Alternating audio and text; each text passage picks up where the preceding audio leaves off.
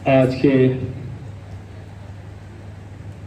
इस प्रोग्राम के अंदर डाइस के ऊपर बैठे हुए अल अंसार फाउंडेशन के chairman, gold medalist engineer Shoaib Ansari ji, उनके भाई मुफ्ती साहब और दीगर हमारे अंसार के जो मेंबर आए हुए हैं। इसके अलावा डाइस के ऊपर बैठे हुए उलेमाए कराम, प्यारे भाइयों, दोस्तों, बुजुर्गों, नौजवान साथियों और माँ और बहनों, आज का ये एजुकेशन का प्रोग्राम कुछ बातें अर्ज करने का मौका दिया गया है। मैं जहां भी अपनी बात की शुरुआत करता हूं वहां पर एक शेर कह के अपनी बात की शुरुआत करता हूं। परों को खोल जमाना उड़ान देखता है, परों को खोल जमाना उड़ान देखता है, जमीन पे बैठ के क्या आसमां देखता है। मिला है हुस्न तो हुस्न की हिफाजत कर, संभल कर चल तुझे सारा जहां देखता है। प्यारे भाइयों, दोस्तों, बुजुर्गों, माँ और बहनों, एजुकेशन के लिए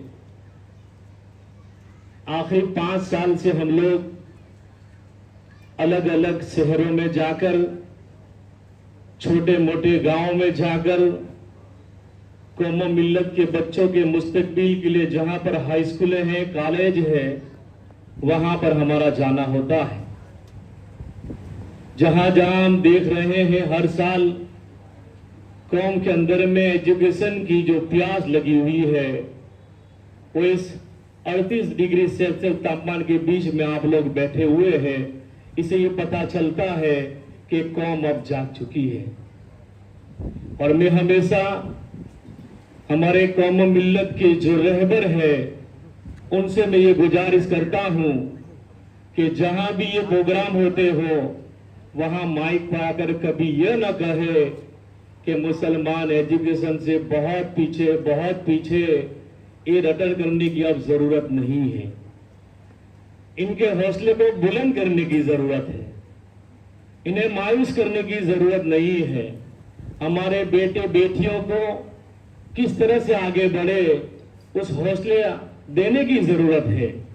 ये नहीं कि हम ये की रटन रहते रहे कि हम क्या करें, हमारे पास पैसे नहीं है, हम तो गरीब है।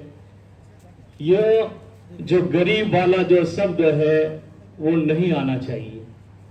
एजुकेशन के लिए आपको जहां भी रुकावट आएगी, इसके लिए हमारे जनाब शोएब अंसारी जी बताएंगे आपको कि आपको कहां से स्कॉलरशिप मिलेगी। मुझे सिर्फ 2 मिनट बात करने की है, इसलिए मैं अपने कौम मिल्लत के बच्चों को ये कहूंगा, अगर आपको एजुकेशन लेना है, आगे बढ़ना है, तो सबसे पहले अपने माँ बाप का एहतराम करो। जो बेटे बेटियां यहां बैठी हैं उनसे खास गुजारिश करूंगा कि आप सबसे पहले अपने माँ बाप का ख्याल रखें। जब तक आप अपने माँ बाप की दुआ न लोगे तो आप कभी भी अपनी जिंदगी के अंदर आगे नहीं बढ़ पाओगे।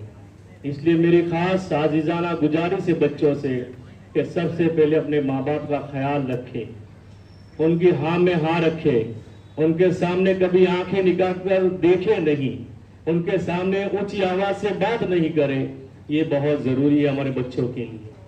रही बात माँ बाप की, तो माँ बाप के अंदर में ये जज्बा होना चाहिए कि मुझे मेरे बेटे बेटी को आगे बढ़ाना है, आगे पढ़ाना है, उसके मुस्तकबिल के लिए सोचे।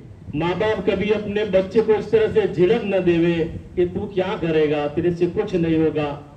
माँ कहती है कि बेटा तेरा बाप तो रिक्शा चलाता है, टेम्पो चलाता है, तू क्या करेगा। ऐसी बातें हरगिज न होनी चाहिए घरों के अंदर में। ये खास बहुत जरूरी है। वाली के लिए मैं खास निवेदन करता हूँ मेरे वालियों से कि आप कभी भी अपने बेटे के साथ इस तरह से गुस्ताखी, इस तरह से बातें न करें। उसके हौसले को बुलंद करें कि तुझे कुछ बनना है, उसके लिए दुआएं करें, उसके लिए दुआएं दे। ये बहुत जरूरी है।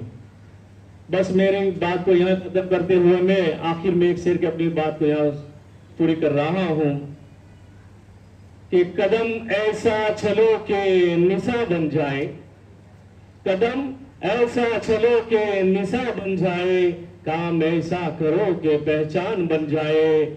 यहाँ जिंदगी तो सभी जी लेते हैं, मगर जिंदगी जियो तो ऐसी जियो सबके लिए मिसाल बन जाए।